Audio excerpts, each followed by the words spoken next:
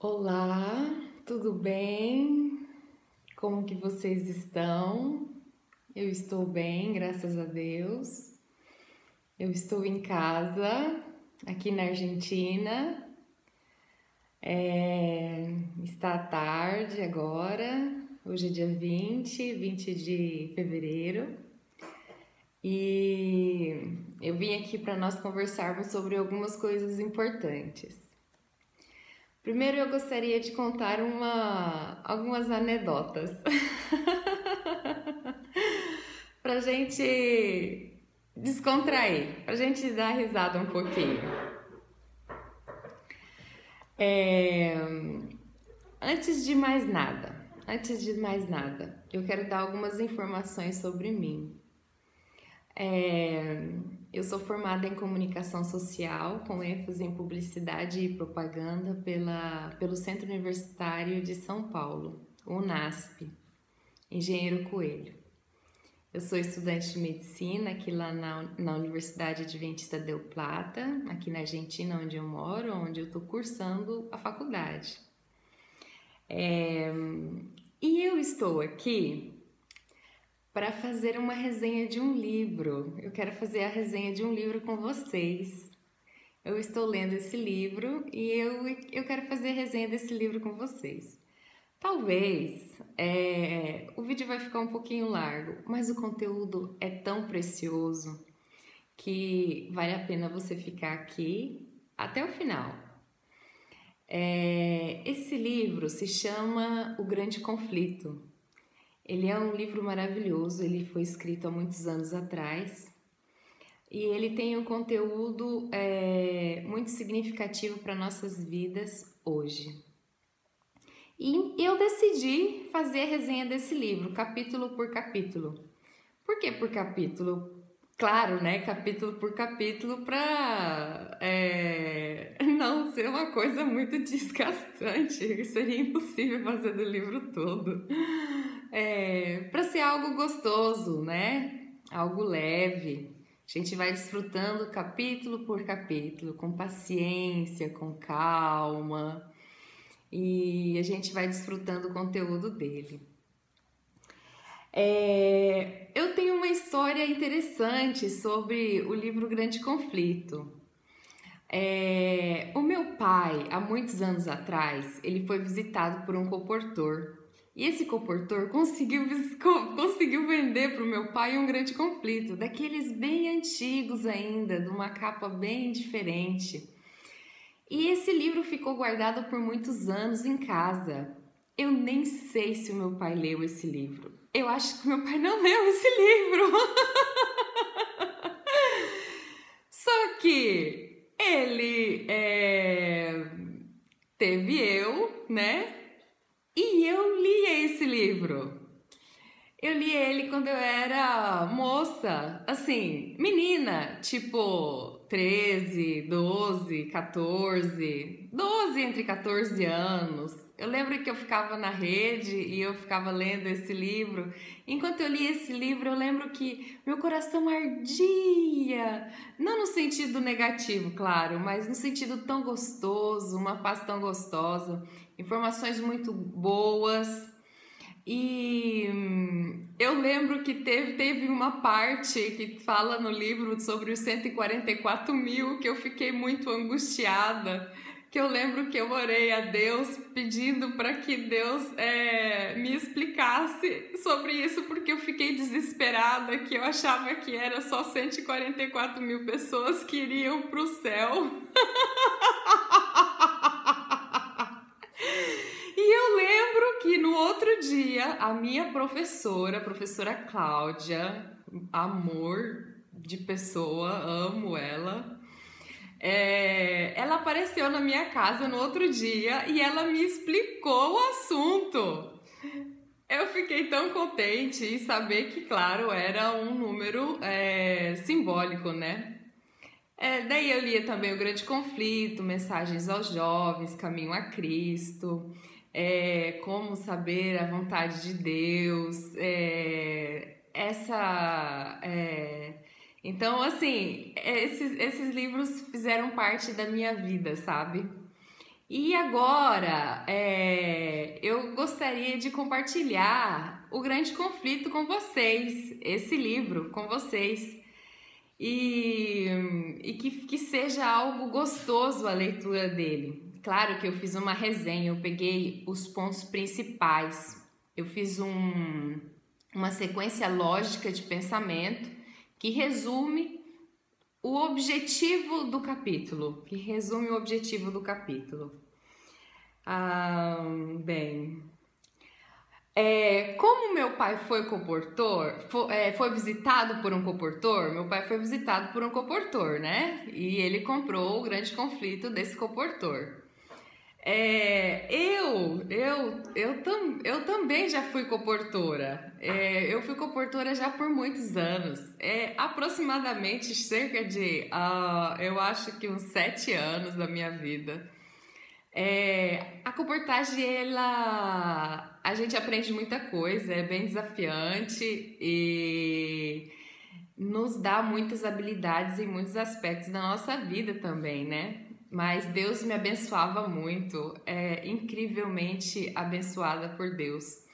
Eu comecei a comportar com 19 anos de idade. Foi quando eu fui para o UNASP, né?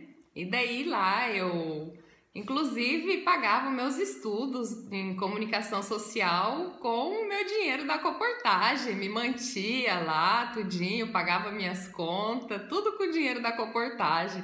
Comprava as minhas coisas de mulher, de menina, tudo com dinheiro da comportagem, meu salto alto,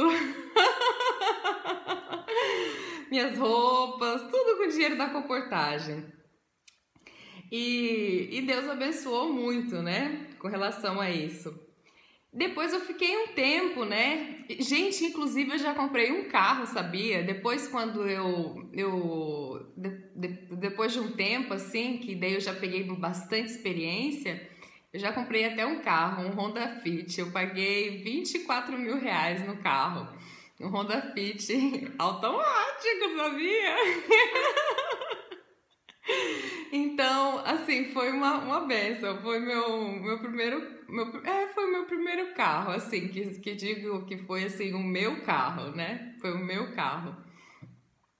E eu provavelmente vou voltar a comportar, porque é uma experiência boa, né? Não é uma experiência fácil, porque eu sei de experiência de muitas pessoas na comportagem que é algo realmente desafiador, definitivamente. Mas provavelmente existe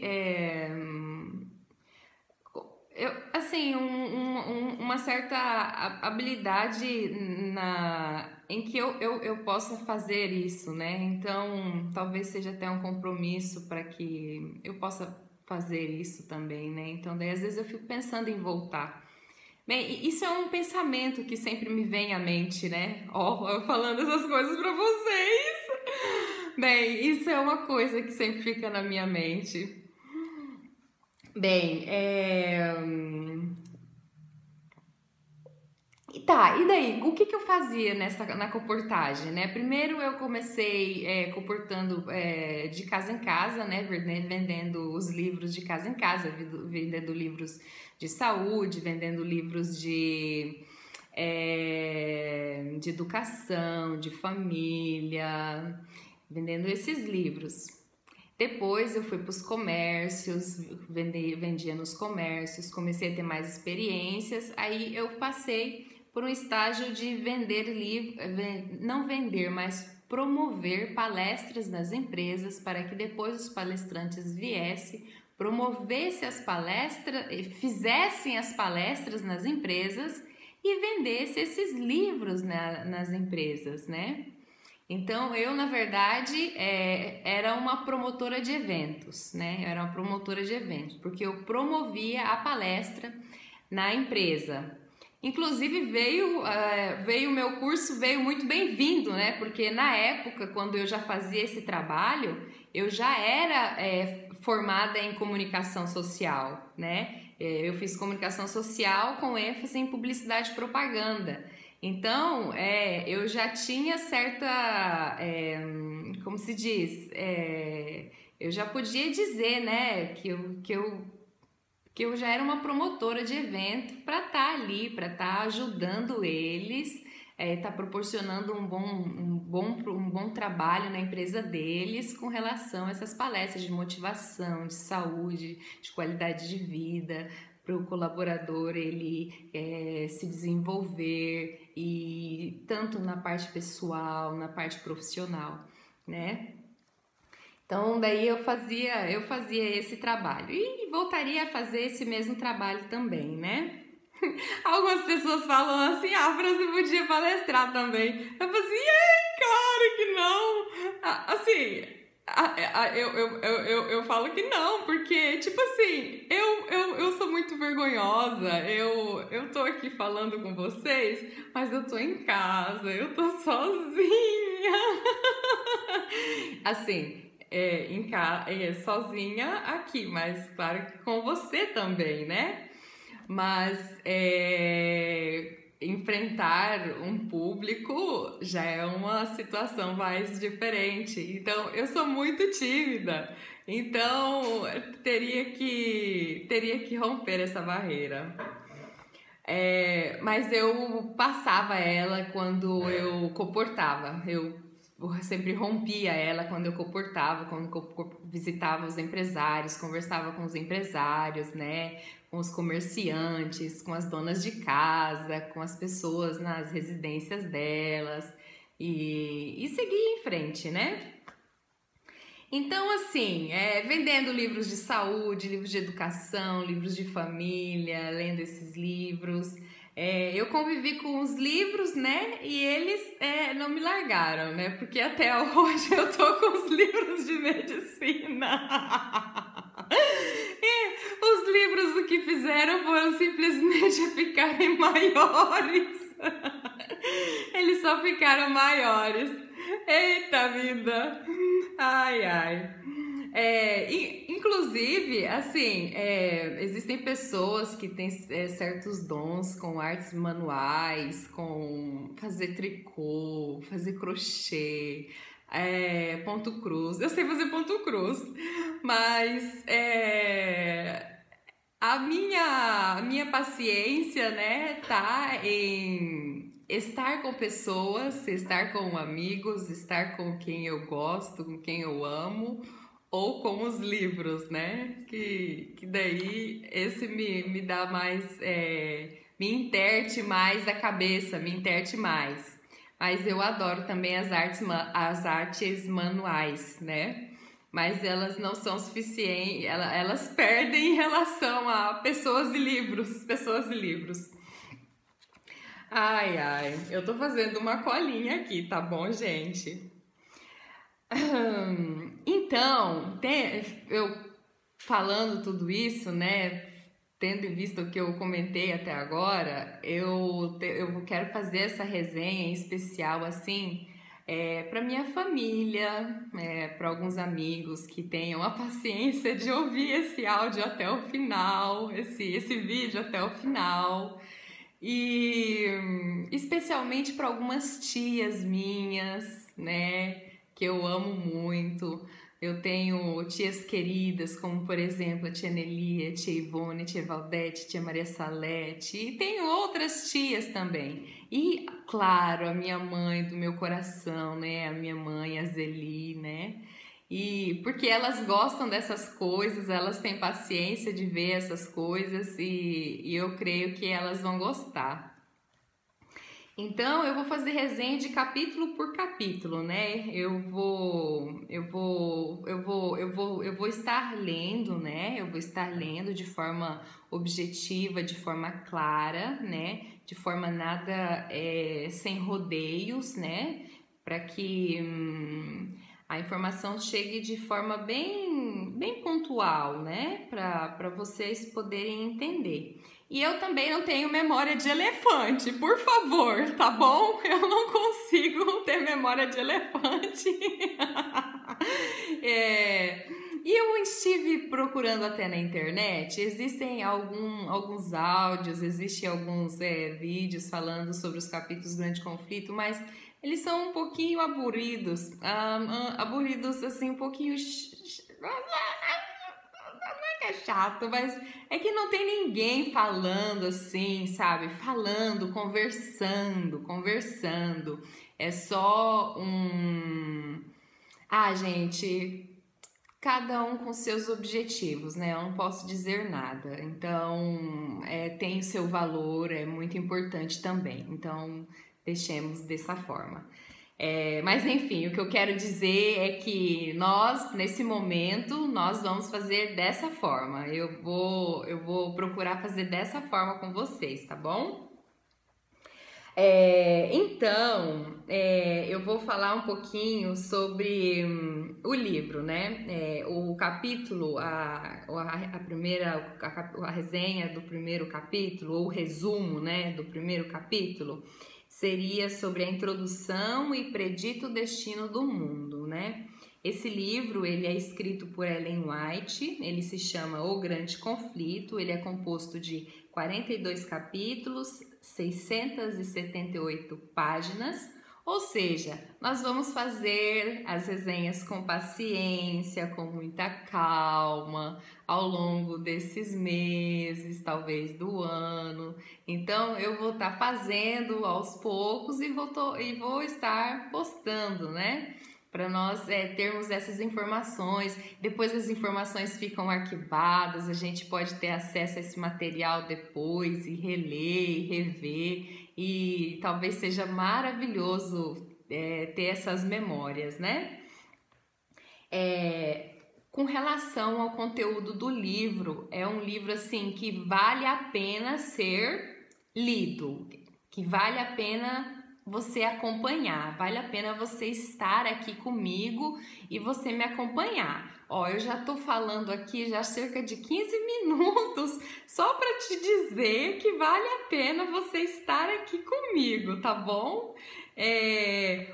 Em síntese, o livro, ele fala assim sobre acontecimentos do passado, acontecimentos históricos, que refletem em acontecimentos atuais, que faz com que a nossa mente ela se abra para a gente entender todo o panorama em que a gente está vivendo.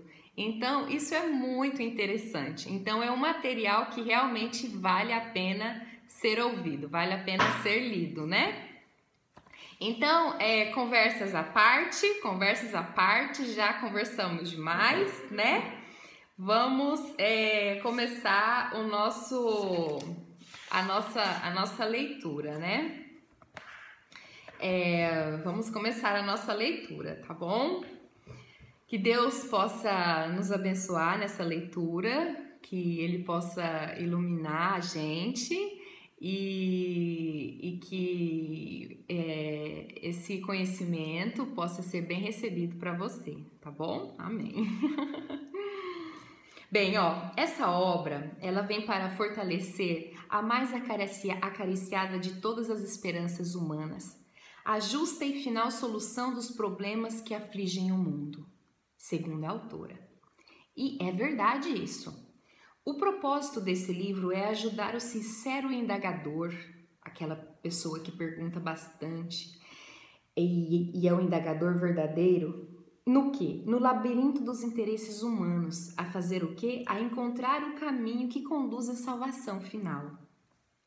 A autora nos apresenta uma sequência de acontecimentos da era cristã que nos serve de lições objetivas para os nossos dias de hoje. Deus, Ele tem se comunicado com os homens mediante o seu Santo Espírito.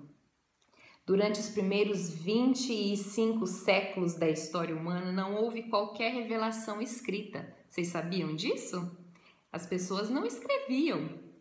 Aqueles dentre os homens que haviam sido feitos receptadores das revelações divinas as comunicavam verbalmente aos seus descendentes, passando assim o seu conhecimento para gerações sucessivas.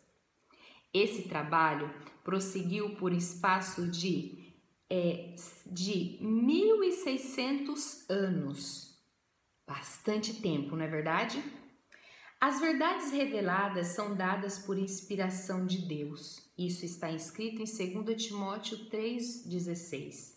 Acham-se, contudo, expressas em palavras de homens. Que lindo, né? Os 10 mandamentos, por exemplo, é um exemplo disso, não é verdade? Por quê? Porque, foram pronunciados pelo próprio Deus e por sua própria mão foram escritos. Nesse caso, os 10 mandamentos, né? E os 10 mandamentos seria a exceção, né? Porque os 10 mandamentos foram pronunciados e escritos pelo próprio Deus, né? Nas tábuas, lá com Moisés, lá naquele momento especial.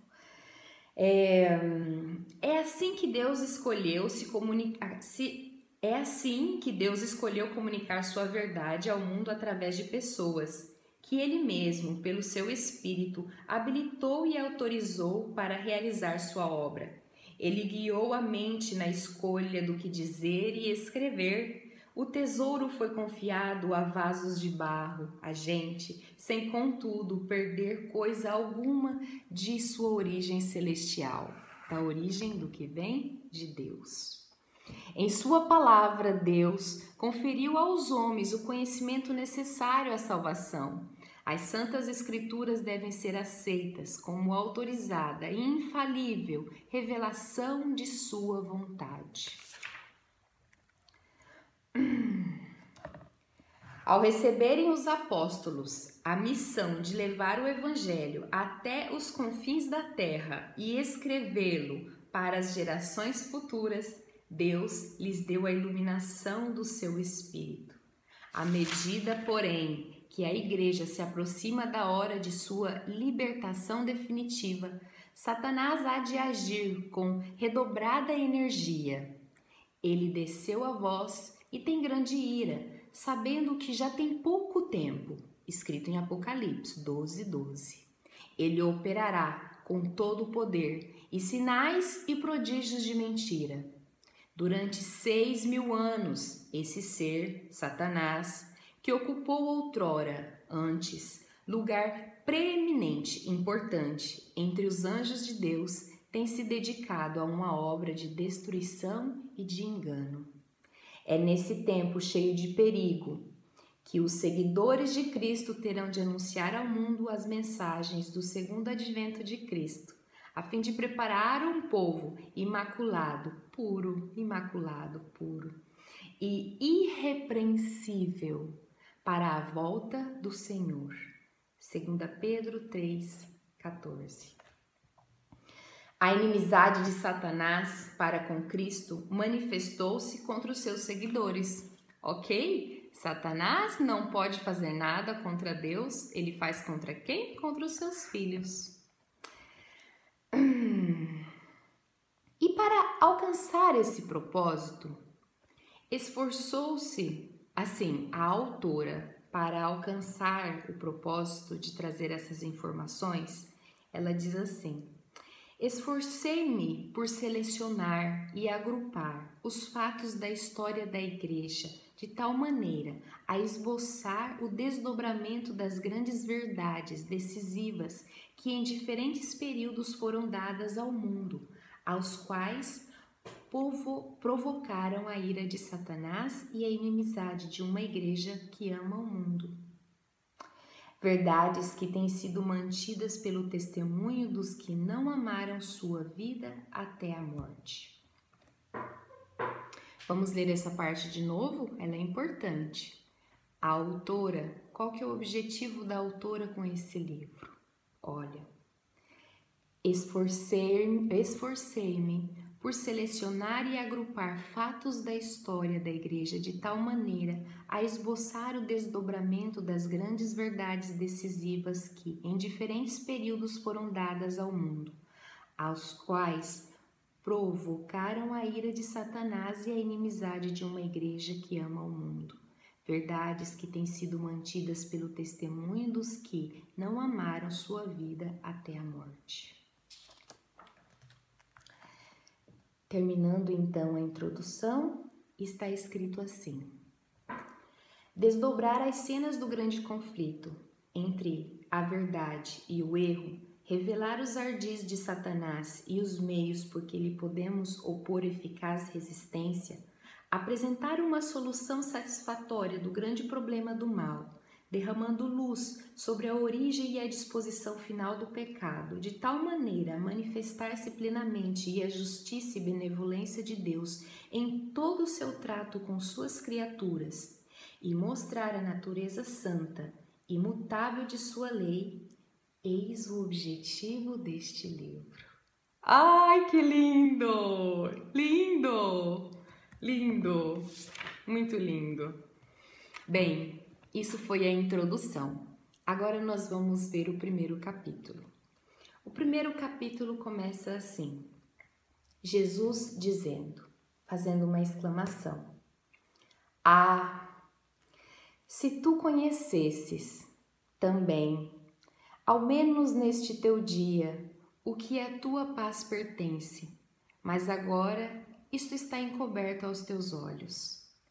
Do alto do Monte das Oliveiras, Jesus olhava sobre Jerusalém. Lindo e calmo era o cenário que diante dele se desdobrava. Era o tempo da Páscoa. Jesus, quando ia chegando, vendo a cidade, todavia, chorou sobre ela. Lucas 19, 41.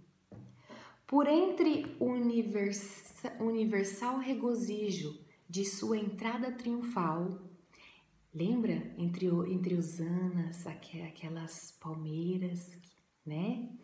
Enquanto se agitavam ramos de palmeiras, enquanto alegres hosanas despertavam ecos nas colinas e milhares de vozes o aclamavam como rei, o Redentor do mundo achava-se oprimido por súbita e misteriosa tristeza. Ele, o Filho de Deus, o prometido de Israel, cujo poder vencera a morte e o túmulo chamara a seus cativos, estava em prantos. Prantos, não em consequência de uma mágoa comum, senão de agonia intensa, irreprimível. Suas lágrimas não eram por si mesmo, ainda que bem soubesse para onde seus passos o levariam. Diante dele estava o Getsêmani, cenário de sua próxima agonia. Ele chorava, Jesus chorava pela sorte dos milhares de Jerusalém, por causa da cegueira e impenitência daqueles que ele viera abençoar e salvar, mas que recusaram ele. Houvesse Israel como nação preservado a aliança com o céu, Jerusalém teria permanecido para sempre como eleita de Deus. Mas a história daquele povo favorecido foi um registro de apostasia e de rebelião. Haviam resistido à graça do céu, abusado de seus privilégios e menosprezado as oportunidades. Ainda que Israel tivesse zombado dos mensageiros de Deus, desprezado suas palavras e perseguido seus profetas, ele se lhe manifestara como o Senhor Deus misericordioso e piedoso, tardio em iras e grande em benevolência e verdade. Apesar das repetidas rejeições, sua misericórdia continuou a interceder. Com mais enternecido amor que o de um pai pelo filho de seus cuidados, Deus lhe havia enviado sua palavra pelos seus mensageiros, madrugando, orando e enviando-los, porque se compadeceu de seu povo e de sua habitação.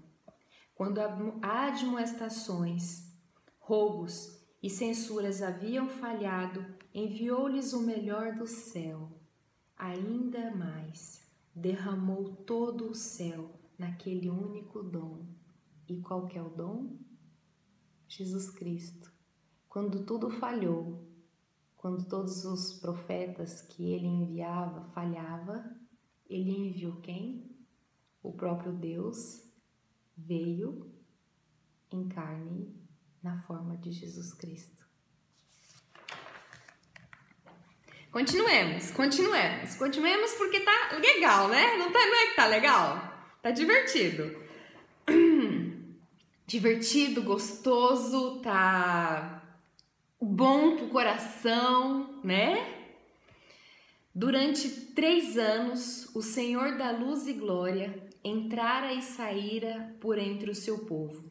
Ele andou fazendo o bem e curando todos os oprimidos do diabo, aliviando os quebrantados de coração, pondo em liberdade os que se achavam presos, restaurando a vista aos cegos, fazendo andar aos coxos e ouvir aos surdos, purificando os leprosos, ressuscitando os mortos e pregando o evangelho aos pobres. A todas estas classes igualmente foi dirigido o gracioso convite: vinde a mim todos os que estáis cansados e oprimidos, e eu vos aliviarei. Mateus 11, 28. Embora lhe fosse recompensado o bem com o mal, infelizmente, e o seu amor com o ódio, ele prosseguiu firmemente em sua missão de misericórdia. Ou seja, ele não era egoísta, ele não pensava nele, ele pensava nos outros. Ele não precisava que os outros aprovassem ele para ele prosseguir as coisas que ele fazia. Jesus não precisava disso. Jamais foram repelidos os que buscavam a sua graça. Como viajante sem lar, tendo a perseguição e a penúria como porção diária, viveu ele para atender às necessidades e abrandar as desgraças humanas, para insistir com os homens a aceitarem o dom da vida. As ondas de misericórdia rebatidas por aqueles corações obstinados retornavam em uma vaga mais forte de terno e inexprimível amor. Ele tinha amor, misericórdia, compaixão. Aquele que foi feito Deus em homem, que unicamente poderia salvar aquela nação pecadora, salvar da condenação iminente, fora menosprezado, injuriado, rejeitado e seria logo crucificado. Entretanto, quando Cristo olhava sobre Jerusalém, achava-se perante ele a condenação de uma cidade inteira, de toda uma nação. Sim, aquela cidade, a nação que fora a escolhida de Deus, seu tesouro peculiar, Jerusalém. Qual não era, pois, a dor daquele cujo olhar profético, abrangia não os anos, mas sim os séculos. Olhando através dos séculos futuros, via o povo do concerto espalhado por todos os países, semelhantes aos destroços de um naufrágio em praia deserta. Nos castigos prestes a cair sobre seus filhos, não via ele senão o primeiro gole daquela taça de ira que no juízo final deveria esgotar completamente. A piedade divina, o terno amor encontraram expressão nestas melancólicas palavras: Jerusalém, Jerusalém, que mata os profetas e apedreja os que te são enviados. Quantas vezes eu quis ajuntar os teus filhos, como as galinhas ajuntam os seus pintinhos, debaixo das suas asas, e tu não quisestes. Mateus 23, 37. Agora vamos mais embaixo. Cristo viu em Jerusalém um símbolo do mundo endurecido na incredulidade e rebelião, e, apressando-se ao encontro dos juízos retribuidores de Deus. As desgraças de uma raça decaída, oprimindo-lhe a alma, arrancavam de seus lábios aquele clamor extremamente amargurado: Viu a história do pecado traçado pela miséria, lágrimas de sangue humanos, o coração moveu-se-lhe de infinita compaixão pelos aflitos e sofredores da terra. Angustiava-se por aliviar a todos. Ele via tanta coisa ruim que ele se angustiava e ele queria só trazer alívio. Contudo, mesmo sua mão não poderia demover a onda das desgraças humanas. Poucos procurariam a única fonte de auxílio. Ele estava disposto a passar pela morte a fim de colocar a salvação ao seu alcance. Poucos, porém, viriam a ele para que pudessem ter vida. Poucos, porém, fariam isso. A majestade do céu estava em prantos. O Filho do infinito Deus, perturbado em espírito, curvado em angústia. Esta cena encheu de espanto o céu inteiro. Revela-nos a imensa malignidade do pecado. Mostra quão árdua a tarefa é, mesmo para o poder infinito, salvar ao culpado das consequências da transgressão da lei de Deus. Brincamos com o pecado, mas o pecado é abominável para Deus. Jesus, olhando para a última geração, viu o mundo envolto em enganos semelhante ao que causou a destruição de Jerusalém. Mas que bom que existe misericórdia e perdão, né? E ele olhando, e ele viu a destruição de Jerusalém.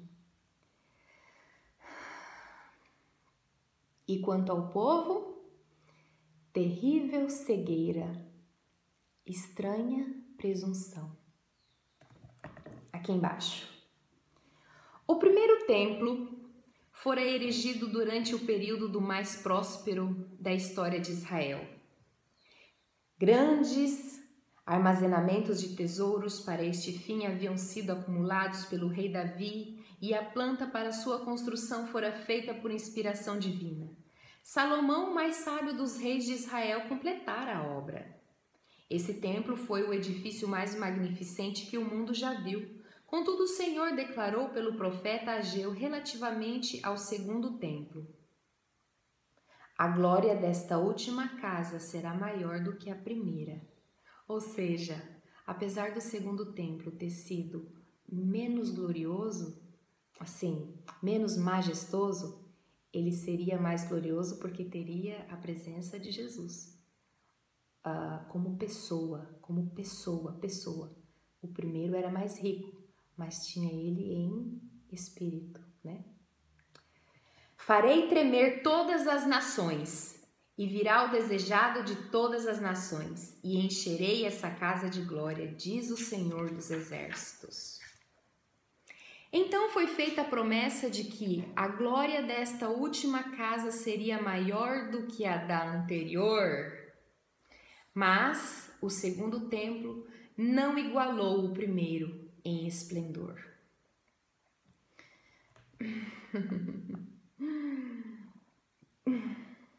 Mas o segundo templo não igualou o primeiro em esplendor. Foi o que eu falei, né? O primeiro teve esplendor, mas o segundo teve a glória da presença de Jesus. Nenhuma nuvem de glória foi vista a encher o santuário recém-construído. Nenhum fogo do céu desceu para consumir o sacrifício sobre o altar.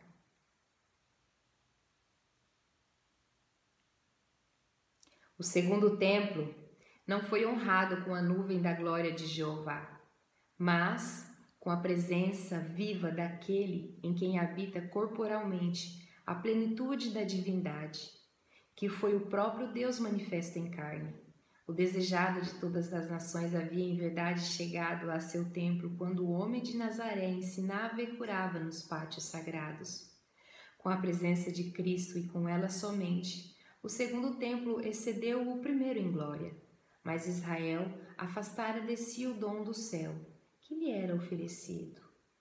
Eis que a vossa casa vai ficar-vos deserta. Jesus disse então, em Mateus 23, 38. Em verdade vos digo que não ficará aqui pedras sobre pedra que não seja derribada. Ou seja, primeiro é falado da majestade e depois ele diz: tudo isso vai ser destruído. E agora, gente, a gente entra numa parte muito triste. Olha só, vamos prestar atenção. Ó, presta atenção, ó, presta atenção, viu? Por favor, presta atenção. Suas palavras não foram então completamente entendidas, mas a significação lhe seria revelada quando seu povo necessitasse da instrução nelas dada. A profecia que ele proferiu era dupla em seu sentido. Ao mesmo tempo em que prefigurava a destruição,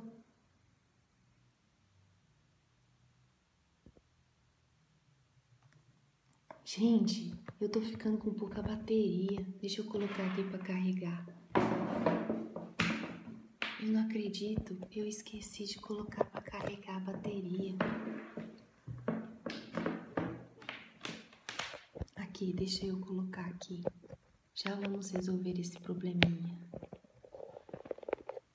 Pronto, resolvido o problema. Pronto, resolvido. Então, vamos começar de novo nessa partezinha. Suas palavras não foram então completamente entendidas, mas a significação lhe seria revelada quando seu povo necessitasse da instrução nelas dadas. A profecia que ele proferiu era dupla em seu sentido, mas ao mesmo tempo em que prefigurava a destruição de Jerusalém, representava igualmente os tesouros do último grande dia, ou seja, do juízo final. Opa, deu vontade de tossir. É porque eu tô lendo, né? Acho que é por isso que os pastores ficam com um copinho de água do lado, né? Ah, eu entendi o copinho de água. A gente não tem mais muita coisa não, já tá quase indo no final. Quando fosse visto o sinal de aviso, os que desejavam escapar não deveriam se demorar. Por toda a terra da Judéia, bem como em Jerusalém, o sinal para a fuga deveria ser imediatamente obedecido.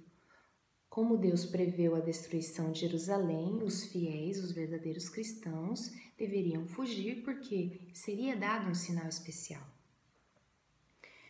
Por causa de seus pecados foi anunciado a ira contra Jerusalém. A sua pertinaz incredulidade selou-se-lhes a sorte. Os habitantes de Jerusalém, corruptos e possuídos de justiça própria, pretendendo, embora observar rigidamente os preceitos da lei de Deus, estavam transgredindo todos os seus princípios. Odiavam a Cristo por causa de quê? Por causa da sua pureza e santidade. E porque eles revelavam a iniquidade própria.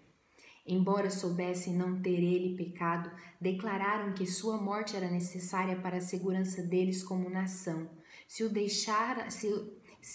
deixarmos assim, disseram os chefes dos judeus, todos crerão nele e verão os romanos e tirar-nos-ão os nossos lugares, o nosso lugar e a nossa nação.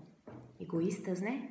Se Cristo fosse crucificado, eles poderiam uma vez mais se tornar um povo forte e unido. Assim raciocinavam e concordavam com a decisão de seu sumo sacerdote de que seria melhor morrer um homem do que perecer toda a nação. Assim, os dirigentes judeus edificaram a Sião com sangue e a Jerusalém com injustiça. Durante quase 40 anos depois que a condenação de Jerusalém fora pronunciada pelo próprio Deus, retardou o Senhor dos seus juízos sobre a cidade e a nação. Maravilhosa foi a longanimidade de Deus para com os que lhe rejeitaram o evangelho e assassinaram o seu filho. Sempre tendo paciência, né, Jesus, Deus?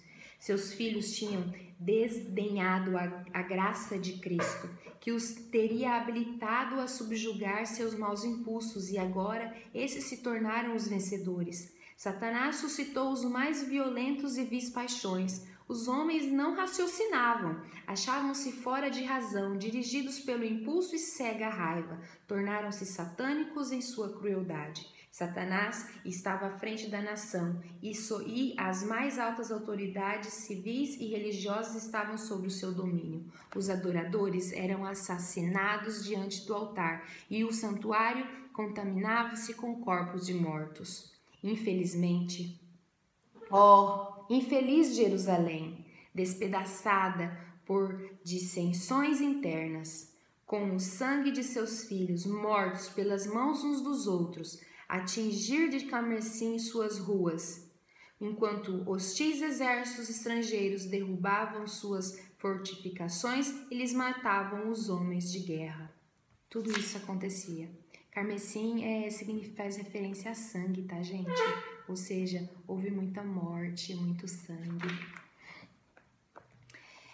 Nenhum cristão verdadeiro pereceu na destruição de Jerusalém. Cristo fizera a seus discípulos o aviso, e todos os que creram em suas palavras aguardaram o sinal prometido. Quando virdes Jerusalém cercada de exército, disse Jesus, sabei que é chegada a sua desolação. Os acontecimentos foram encaminhados de tal maneira que nem judeus nem romanos impediram a fuga dos cristãos. As coisas aconteceram de tal forma que eles não viram a fuga do povo de Deus. Terríveis foram as calamidades que caíram sobre Jerusalém, quando o cerco foi reassumido por Tito. A cidade foi assaltada na ocasião da Páscoa, quando milhões de judeus estavam reunidos dentro de seus muros. Milhares pereceram pela fome e pela peste. A afeição natural parecia ter desaparecido. Maridos roubavam a sua esposa, as esposas a seus maridos. Viam-se filhos arrebatar o alimento da boca de seus pais idosos. A pergunta do profeta: pode uma mulher esquecer-se tanto do seu filho que cria? Isso está em Isaías. E ele recebeu dentro dos muros da cidade condenada a resposta. As mãos das mulheres piedosas cozinharam os seus próprios filhos e se alimentaram dos seus próprios filhos. Os chefes romanos esforçaram-se por causar terror aos judeus e assim fizeram eles render-se. Os prisioneiros que resistiam ao cair preso eram açoitados, torturados e crucificados diante do muro da cidade. Centenas eram diariamente mortos dessa maneira, e essa horrível obra prolongou-se até que, ao longo do vale de Josafá e no Calvário, se erigiram cruzes em tão grande número que mal havia espaço para mover-se entre elas. De tão terrível maneira foi castigado aquela espantosa maldição proferida perante o tribunal de Pilatos. Lembra quando Pilatos falou? O seu sangue caia sobre nós e sobre os nossos filhos. Nulos foram os esforços de Tito para salvar o templo. Alguém maior do que ele declarara que não haveria pedra sobre pedra. Uma profecia, pronto, ponto. A cega obstinação dos chefes dos judeus e os abomináveis crimes cometidos dentro da cidade sitiada provocaram horror e a indignação dos romanos, e Tito finalmente se decidiu a tomar o templo de assalto. E em sua fúria, os soldados lançaram tochas ardentes nas salas em volta do templo e com a espada assassinavam em grande número os que ali tinham procurado refúgio.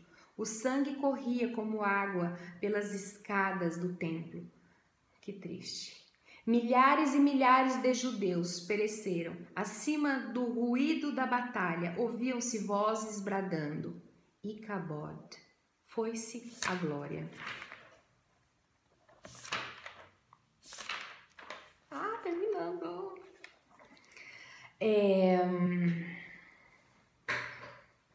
O morticínio do lado de dentro era até mais terrível do que o espetáculo visto de fora. Homens e mulheres, velhos e moços, rebeldes e sacerdotes, os que combatiam e os que imploravam misericórdia, eram retalhados em indiscriminada carnificina.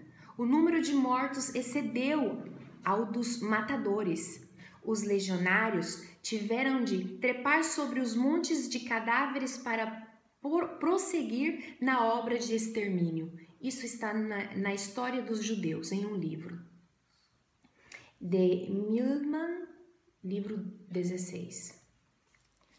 Tanto a cidade como o templo foram arrasados até aos fundamentos, e o terreno em que se erguia a casa sagrada foi lavrado como um campo. No cerco e morticínio que se seguiram, pereceram mais de 1 milhão de pessoas e os sobreviventes foram levados como escravos, como tais vendidos, arrastados a Roma para abrilhantar a vitória do vencedor, lançados às feras nos anfiteatros ou dispersos por toda a terra como vagabundos sem lar. Os judeus haviam forjado seus próprios grilhões. Olha só, os judeus haviam forjado seus próprios grilhões. Eles mesmos encheram a taça da vingança. Na destruição completa que lhes sobreveio como nação e em todas as desgraças que os acompanharam depois de dispersos, não estavam senão recolhendo a colheita de suas próprias mãos, que as suas próprias mãos semearam. Diz o profeta: para tua perda, ó Israel, te rebelaste contra mim, pelos teus pecados tem caído. Eu coloquei isso em rojo, vermelho. Por quê? Porque aí está a explicação de toda essa desgraça. Eu vou ler de novo para vocês.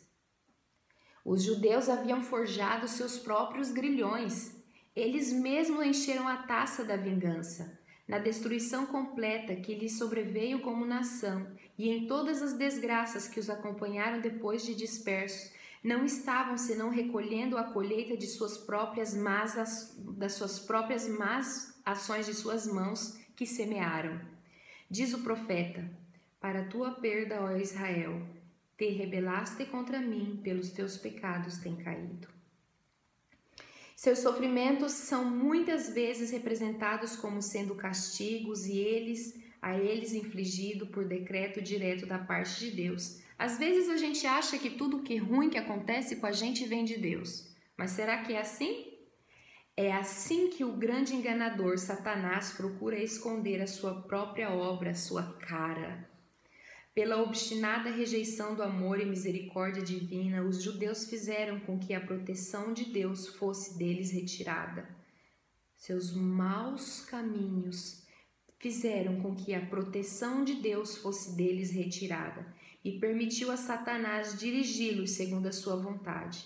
As horríveis crueldades executadas na destruição de Jerusalém são uma demonstração do poder vingador de Satanás sobre os que se rendem ao seu controle.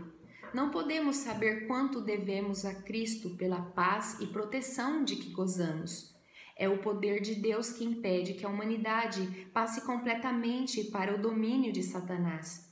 Os desobedientes e ingratos têm grande motivo de gratidão pela misericórdia e longanimidade de Deus, que contém o cruel, o pernicioso poder do maligno. Quando, porém, os homens passam os limites da clemência divina, a restrição é removida. Deus não fica em relação ao pecador como executor da sentença contra a transgressão, mas deixa entregues a si mesmo os que rejeitam a sua misericórdia para colherem aquilo que semearam. Cada raio de luz rejeitado, cada advertência desprezada ou desatendida, cada paixão contemporizada, cada transgressão da lei de Deus é uma semente lançada, a qual produz infalível colheita. O Espírito de Deus, persistentemente resistido, é, afinal, retirado do pecador, e então poder algum permanece para dominar as paixões da alma e nenhuma proteção contra a maldade e inimizade de Satanás. Que coisa, não? Que coisa, não? A destruição de Jerusalém constitui tremenda e solene advertência a todos os que estão tratando levianamente com os oferecimentos da graça divina e resistindo aos rogos da misericórdia de Deus. Jamais foi dado um testemunho mais decisivo do ódio ao pecado por parte de Deus e do castigo certo que recairá sobre o culpado. Mas naquele dia, no dia do juízo final, bem como na ocasião da destruição de Jerusalém, livrar-se-á o povo de Deus, todo aquele que estiver inscrito entre os vivos. Cristo declarou que virá a segunda vez para reunir a si os seus fiéis. E todas as tribos da terra se lamentarão e verão o Filho do Homem vindo sobre as nuvens do céu com poder e grande glória. E ele enviará os seus anjos com rijo, clamor e de trombeta, os quais ajuntarão os seus escolhidos desde os quatro ventos, de uma a outra extremidade dos céus. Então, os que não obedecem ao evangelho serão consumidos. São estes que lamentarão, ouviu? São estes os que lamentarão.